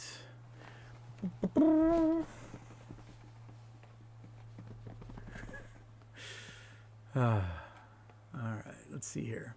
What questions we got? Alex says on 212 you can't stop the lending. They brought out new terms and conditions last week. Mine went from 0 to 99.7% this week. Crazy, man. My guess is that's probably going to trigger a whole bunch of people, perhaps leaving 212 for another brokerage. That might have not been in 212's best interest, because now you folks can transfer. They're going to have to find legit shares to fill all those nakeds that they created, and they're going to lose a lot of money on that. So maybe it's time for a lot of people to exit 212 and go to a different brokerage if it's available to them. Barry O, I'm planning on retiring within 5 years. What areas should I avoid that could have water availability issues? Oh man, there's gonna be water availability issues all over. Let's go to the Google Earth. You guys love it when I bring up Google Earth, don't you? I love bringing up Google Earth. I used to spend my entire childhood was spent staring at atlases. So I've got one, you can see it just behind me here, this big white book. I would just stare at atlases all day long. Just stare at the maps, memorize them, draw them from memory. I was a little nerd dork. And Google Earth came around, and I wish this program had existed when I was like 7 or 8 years old. It would have been the greatest tool. I mean, it's one of the greatest tools I think ever invented is Google Earth. It is absolutely magical, the things you can do with it. Anyway, all right, so we're definitely going to be seeing drought in the Southwest, that's for sure. So expect tons of drought in the Southwest. We have problems in the Midwest where the farmers here, there's a giant, basically underground ocean that's in the Midwest that's been getting drained like crazy because this is America's breadbasket. This is where all the corn and soy and canola and sunflowers and all that stuff is grown. They are going to have water table issues, I think, in the next 20 years. In the Great Lakes states, we've got, these states and Canada all share this water. Michigan's a dick. Michigan is allowing Nestle and other companies to basically suck as much water as possible and turn it into bottled water and soft drinks and ship it out of the region. So this is actually affecting the water table under Michigan and affecting possibly water levels of the Great Lakes themselves. And the other states, Canada, don't allow this. But Michigan's like, screw you, what do we want? And they are affecting the water tables there. You are not going to have a problem anywhere on the Shield in Canada, because you can just see, like, it's just lakes everywhere. Lakes. They got all the fresh water you could possibly want. I don't know how Florida is going to react. Florida used to be 40, 50 years ago, had a normal tropical climate during most of the year, where it would be hot, rain clouds would form in the evening, and then it would rain.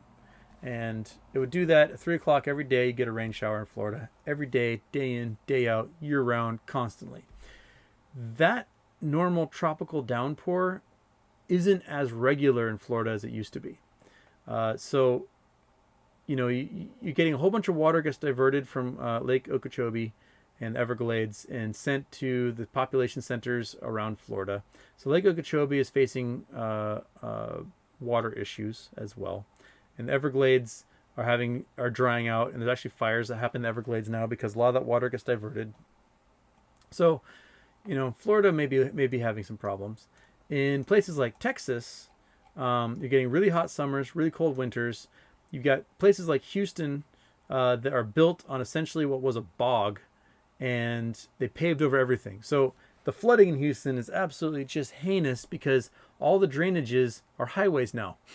like, there's actually no drainage. Let's just pave it with concrete and make it below the level of the rest of the city. And so they, you know, the hurricanes that hit here flood everything, but then they just flood constantly anyway because there's no natural drainage for all of Houston. And you've got a huge chunk of this part of the state that has to flow out through this bay here.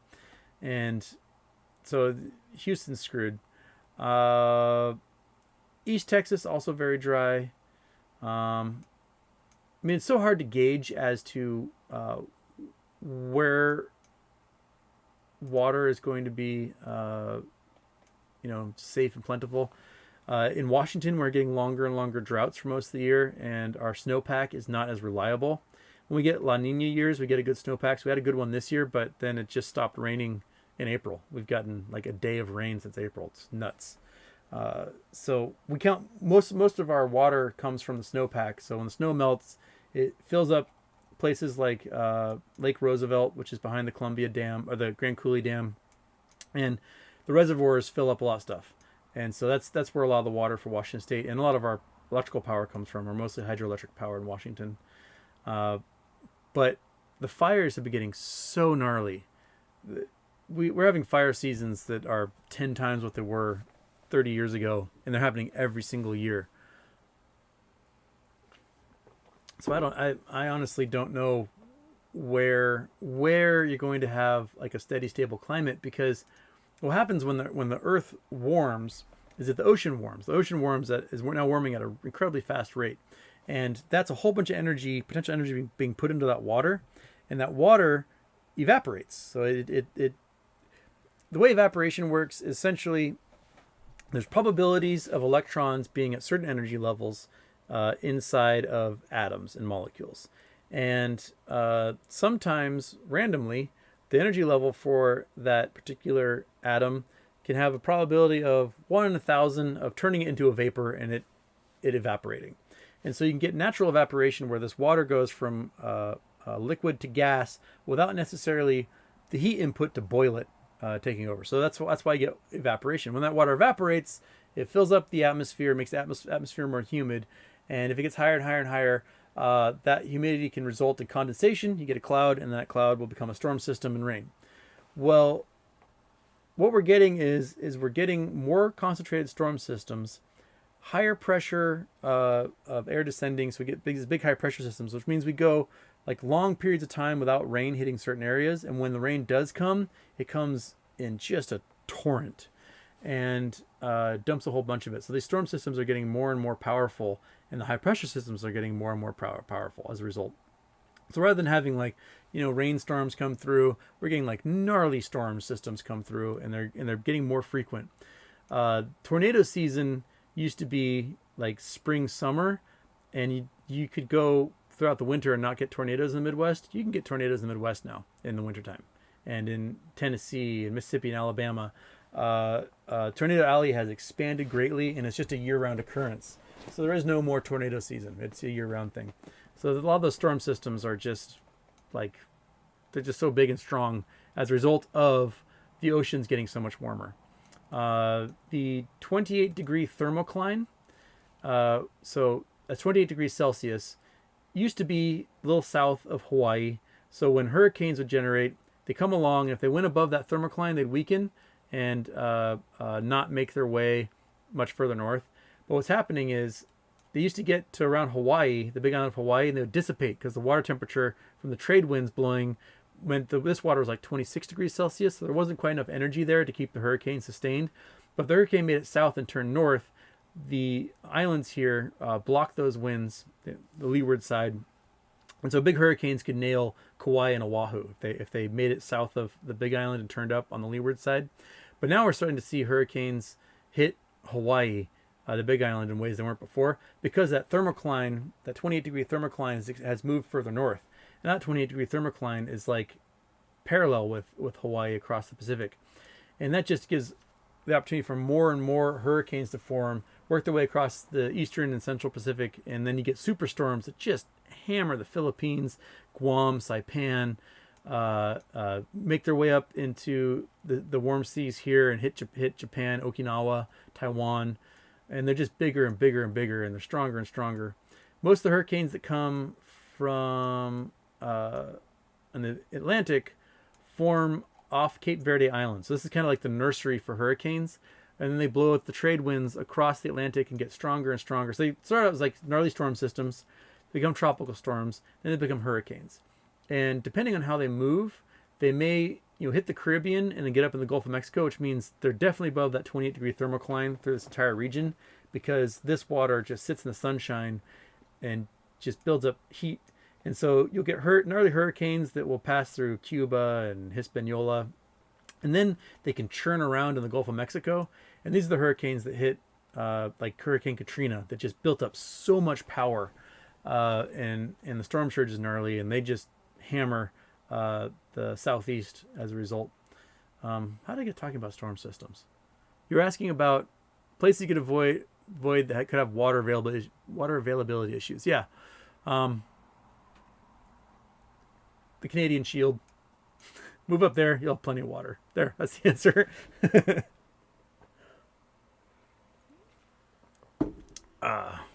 Michael Steegs asks, when do I think metamaterials is going up? I thought it would be going up yesterday. But it didn't, because the big T35 date is on Monday. And we should be seeing that, the T+2, because they need to be able to close those trades before the T35 date, and we haven't seen it. So if anyone has info, if they can see big swaps that have happened, debt swaps with FTDs of metamaterial, I would love to see it. I'm sure somebody will discover something like that. Okay. Did I miss any? That's Barry O. That's Ty. I got both of those. Sweet. Okay. Chris Taylor asked, do you think you'll be teaching remotely or in person this fall? Well, I'm only teaching for the Seattle Film Institute this fall, and it's going to be every other Friday. I'm teaming up with the professor who teaches the students how to operate cameras and how to do light meters and what lenses mean, all that stuff. So we're kind of doing this class where he teaches them how to use the cameras, and I teach them the math behind how those cameras work. As well as the film math, so how to schedule shoots, how to budget for them, frame rates, how to do scaling for special effects, things like that. So that's the class I'm teaching, and I did that class online last year. So they're requiring all the students to be vaccinated so that we can do in-person teaching, but I think a lot of that is going to depend upon the Delta, Lambda, Colombian variants, Epsilon, Kappa. I mean, these variants are coming in from outside. They could affect the efficacy of the vaccines. And if we're seeing a variant that is reducing the efficacy of the vaccines, we may go back to online teaching again. I do think that kids under 12 and under, they should definitely be online. I know school systems want to have those kids in class, but the transmission rate of the Delta variant is so quick and so voluminous that it's hitting kids really hard now. And yesterday it was revealed that in one school district in Florida, 4 teachers died on the same day from COVID. So we might be running into problems where there aren't teachers available to teach these things. So I think kids under 12 should definitely not be in a classroom with other students, because they're just going to pass this thing around, and children's hospitals are full right now. So college students, high school students, that's a different story because they can get the vaccine. And will I be teaching in person? I might start out teaching in person, but I don't know if it will last until the end of the quarter that way. I don't know.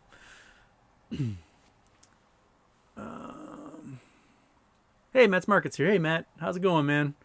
We should do a show together again. If you haven't watched Matt's Market, he's a great dude. Go to his YouTube. Watch his shows. All right. Cosmic Deception Super Chats. What do you know about NATO Special Forces or the Department of Energy EMPing UFOs right out of the sky for alien tech? 0 Point Energy. If a tsunami hit Seattle, would I be safe here in the Tri-Cities, Washington? Oh, man. I know nothing about anyone EMPing aliens out of the sky. 0. I mean, that's a great way to get alien technology, right? Like UFO, pew, just EMP burst them. I mean, that wouldn't be such a bad plan. But I would think if you are an alien ship, you've got technology to get here, you might have some sort of shielding to protect yourself from being EMP'd. Although maybe they're like, humans are too stupid to do that. And they're like, oh shit, humans did it. If Seattle got hit with a tsunami, you're fine in the Tri-Cities. Let's go to the maps. So we can get tsunamis pretty much 3 ways in Seattle. We can have a subduction zone quake that causes, so this is the spreading ridge here of the Juan de Fuca plate that's pushing the Juan de Fuca plate into the North American continent. And so the subduction zone where that plate is diving is right here, right below the continental shelf. And that can force, on a big quake where that thing slips, that can move that plate up or down several feet and generate a huge tsunami that can hit the coastline here. And that tsunami will also pour through the Strait of Juan de Fuca into Puget Sound.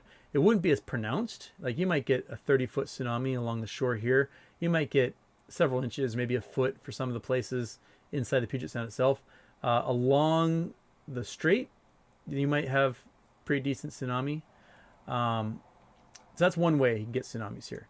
Another way is via local fault zones. So we have, this is Bainbridge Island. This is my home, Bainbridge Island. There's a fault line that runs basically from the Olympic Mountains here, across Kitsap County, the Kitsap Peninsula, across Bainbridge Island. You can see the fault line in Lidar. It's pretty hard to see here.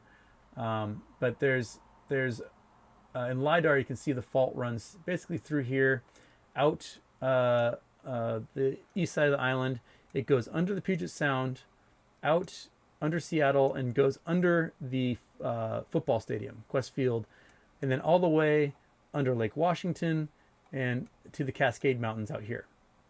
Now, the Seattle fault, and there's a couple other faults that are similar, Woodby Fault and whatnot, those are surface faults, and when they trigger, they can launch or lower entire sections of land several feet. So Restoration Point, which is this point here on the south end of the island, this is like super old money. These are Weyerhaeuser billionaires from back in the day that, timber barons.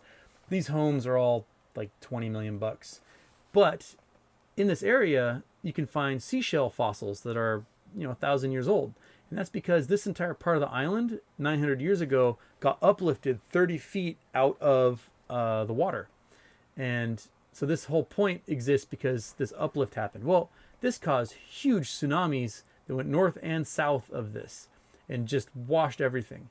And that same earthquake from 900 years ago, huge portions of the east side of Lake Washington splashed into Lake Washington and made super mega tsunamis wash throughout Lake Washington. So these earthquakes can cause all sorts of tsunamis locally in Seattle.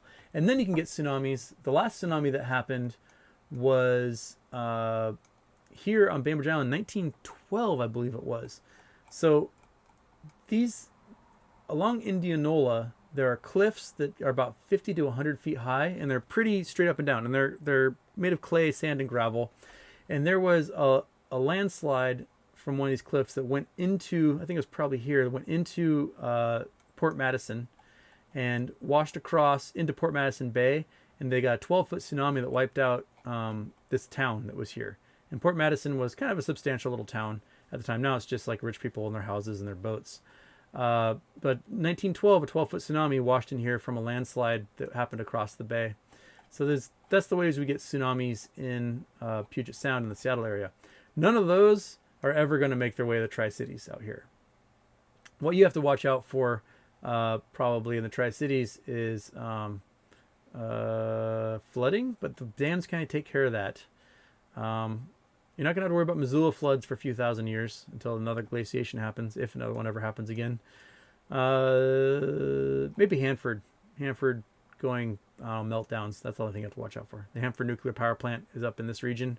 In this area, you are not allowed in because they've got also tanks of nuclear waste, and they worry those tanks leak into the Columbia River and head south. Those are things you have to watch out for in the Tri-Cities. So there you go. There you go, Cosmic Deception. Unintentional invasion. Super chats. What do you think about NSCC rising margin requirements from 10,000 to 250,000? Yeah, Charlie's Vids tackled that yesterday. I think it's a sign that they know these folks are over leveraged. And if you want to have a short position on something, you are going to have to raise $250,000 of liquidity before they'll let you do that. I think it's a sign that they know how over leveraged this market is, and they're trying to generate more cash into that pool to take care of the comeuppance that happens from MOAS. I don't think it's enough. I think they're going to need more than that, but it's probably a start for now. Yeah.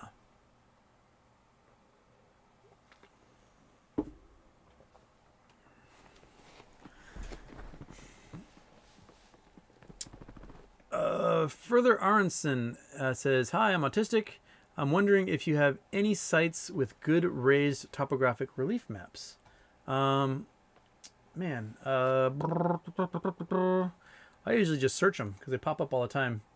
Let's go topo maps. Oops, I want to do that. USGS topo map. Oh, sorry, I'm still on Google Earth. Go Chrome. Take Google Earth off. USGS topo maps are available. You can search them. So you can get maps, and you can also print them out, or you can order big versions of the quadrangles for those things. They're great. Let's go do some get maps. Top my style template. You may need a GIS thing for this. I can't remember. So you can download them here. So you can select them. They've got instructional videos. I'm not going to go through instructional videos for you. That would be something you can do. But go to the USGS topographic map. So I'll put the link in so you can click it, copy, go there. It's a great resource for maps, topo maps. You can get the program so you can look at them on your screen, and you can also get printed maps that are awesome. Like if you have a cabin out in the woods somewhere, it's always cool to buy a topo map to put on the wall and be like, that's where my cabin is, and this is where the creek is, and all this stuff. For those who don't know, topographical maps have relief lines that are set at certain bits. So if I pull up images topo map, oops, topo map, images. So they're the ones that look like this. And these relief lines represent, you know, let's say this one is every 20 feet is a relief line. And it can give you an idea of where peaks and valleys are as a result. A lot of people, it works really well for them. There are relief maps. They call them 2.5D relief maps. A shaded relief, sorry. Shaded relief map. And these are the ones that kind of give you almost a 3D perspective on a region. They use topo data to make them, but they shade them so they kind of get a good idea of like where the valleys or canyons are, or where the mountains might be. That's another form of relief map. This is a Lidar relief map. Ooh, I can show you Seattle fault Lidar. Here we go. So remember that I told you on Bainbridge, you could see the fault, the Seattle fault. That's where the Seattle fault pops through, and that's Restoration Point. That's where the rich people live. They got thrusted out of the water 900 years ago by like 30 feet. So that's the Seattle fault running under Bainbridge. Togem fault escarp. So they dug some trenches across there and did some cool stuff. Look at those things. And then there's the fault line. There's a couple of fault lines that go on this part of the county also that are related. We had a swarm of earthquakes in 2016 or 17 that happened in here that were Seattle fault related, and everyone was like, "Ooh, what's happening?" But then it quieted down again. And there's a full Lidar of Bainbridge Island. You can see that when the glaciers came down, you can see this north-south trend. The glaciers came down and just scraped everything, and so all the hills are lined up north-south in the Puget Sound as a result of those glaciers coming down out of the north. So, you know, all the hills just so all these roads that go across the island, the hills are pretty decent size. Some of them are, you know, close to 500 feet. They have a bike race every year called the Chili Hilly, where you circumnavigate the island. It's about, I don't know, 30, 40 miles. And it opens the North American bicycle season in February every year. And it can be pretty miserable and snowy. And there's a lot of hills. So it's a great way to start the bicycle season. Big Houston. Boom. All right. There we go. Yes. So where was that question about topo maps? Oh, National Geographic's probably a great source for topo maps too. Yeah, but probably not interactive. So, all right. Oh crap! It's 2:30. All right, I can do like another couple minutes, and then I have to bail for the day. I had to help my cousin. She's got to take her car to the mechanics, and she's never met them before to get dents pulled out. So I'm gonna go help her do that. Have you seen the Paradise Fire on Google Earth View Street View? Ooh, that's a good one to look at. For those who don't know, the Paradise Fire was that huge fire that ripped through Paradise, California. And we're talking, this fire was so gnarly. It had like 80 to 100 mile an hour winds come sweeping down and just tore through this area. The fire was growing at a rate at one point of 100 acres every minute. And it killed dozens of people, wiped out this entire town. How do I do? I want to do Street View. Sorry, my tripod's in the way of like the things I can read and how I play with this sucker. I want to. Where's my little man? Where's my little man for my Street View?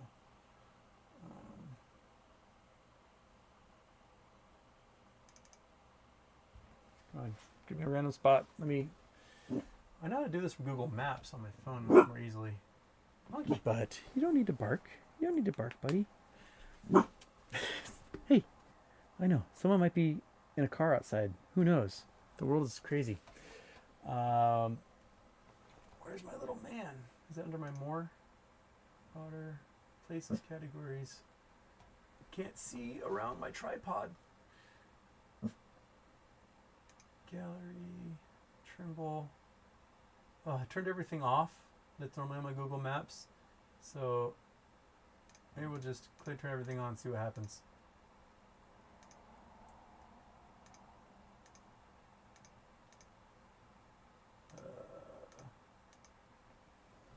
Whoa, what just happened?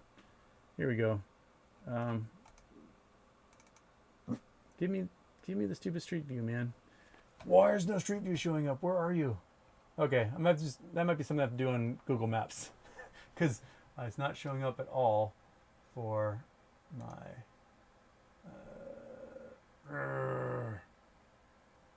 Okay, sorry. I'm just gonna waste with that because I can't see borders. I'll put borders back on because I like borders. All right, I'll have to look at that later because I can't see it. I'm sorry. That was a waste of my time and your time. But yeah, the Paradise Fire just roared through here and tore everything up. I wonder, can I do the Google timescale? Where is that button? It's web. That is overlay. I used to have a clock up here, and I could show. Where is that time clock? Ah, crap. All right. Well, I can't see this. I'm sure it's surreal. As I wasted the last couple of minutes there. Chris Taylor sent me a super chat. Thank you. All right, I'm going to find one more question I can actually answer, and then, Brian Romero. I hate Adam. Adam Aaron and Trey Charles know about fake squeeze. Is that what you're asking? You're asking if they know that there's a fake squeeze coming, or that there was a fake squeeze? I don't know. I think we had potential to do some more serious squeezing back in June when the price on AMC went to $70, but then AMC released those 11 million shares, just dumped them in the dark pools and just turned off all the buy pressure, and that killed the whole momentum. Yeah. So, that's where we are. Okay. Okay, here's a good one good last question. This is from Adrian PD 1982. What are your thoughts on public space travel and Bezos, etc., just going up for fun? Public space travel is the proof of concept. So what they're trying to do is get a reusable launch vehicle. They can get things to space, come back down, and be reused without having to do really expensive overhauls. When the space shuttle was used, that was the idea behind the space shuttles, that you had this like plane thing that go into space, coast back down, land, and then be used again. What ended up happening was the space shuttle was so delicate that they had to spend $1 billion rebuilding the space shuttle basically from the ground up every single solitary time, because if they tried to reuse it without doing that, it would blow up and kill people. So the reusable rockets that they're doing now are built in such a different way, and without all the moving parts of the normal space shuttle, that they can actually reuse these things with minimal maintenance, and they can be reused probably dozens of times before they have to have a serious overhaul. So Bezos and Elon Musk and these guys, they're doing this proof of concept to show that yes, they can actually reuse these rockets over and over again, and then they're going to be doing space tourism as a way of kind of cutting down on their costs to build this technology. Because right now they're investing billions and billions and billions and not seeing much out of it. So if they can do space tourism, then they can have people start to fund the technology to be used, that they're going to be using to eventually build hotels in space and build colonies on the moon and start mining the moon. So that's kind of where we are right now. And I'll be honest, like, if $200,000 to me is a drop in the bucket after this, I will be paying Jeff Bezos to fly me into space for 10 minutes so that I can have done it in my life. I will totally spend that money to do that. And I think there's a lot of filthy rich people who that's what they make in a week on interest, or a day in interest, and they're going to be going to do that. And they're going to, get their pictures in space, say they did it, saw the Earth from above, and the cost of that's going to come down. Jeff Bezos' goal is to get people to a hotel on the moon for not much more than an airline flight. So the cost of these things are going to come down and down and down over time. Right now, it's just going to be rich people. So there we go. Imperium steadfast. Houston, you are 1,000 suns bursting in the sky. The intensity and the light in you bring forth helps us feel less stressed about the wackiness of this world. Thank you. Keep it up. MTFBYW. I don't know what my MTFB. I don't know what that means. Thank you, Imperium Steadfast. That's it for me today, folks. Will I have a chance this weekend to do a show? I might be able to do a guerrilla show on Sunday if I'm lucky. We'll see. I might be able to see you on Sunday. Otherwise, see you Monday. Tonight I'm on Stonk Money tonight. I believe at 7 p.m. West Coast, so 10 p.m. in the East. We're gonna meet up and chit chat. So look for me on Stonk Money's YouTube. I'll post the link as soon as he sends it to me to my Twitter. So look for it there, and I'll see you guys tonight. Thanks so much. Enjoy your week.